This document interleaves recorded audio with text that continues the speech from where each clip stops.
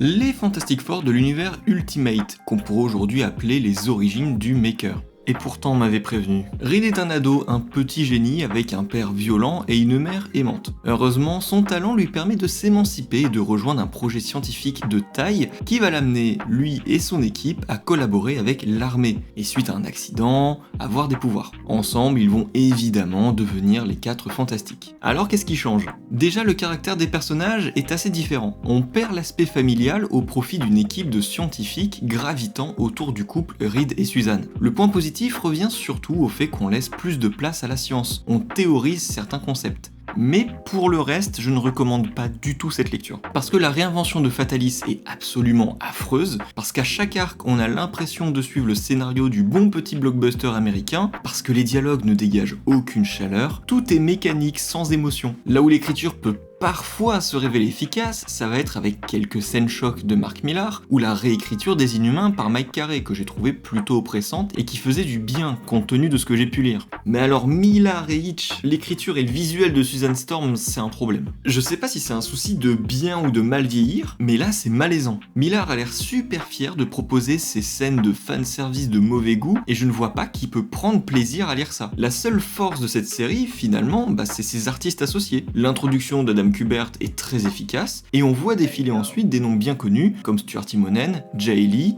et Brian Hitch. Il fallait au moins ça pour que ça se vende un minimum. En tout cas, aujourd'hui, je comprends pourquoi à l'époque, tout le monde s'en fichait royal de Ultimate Fantastic Four.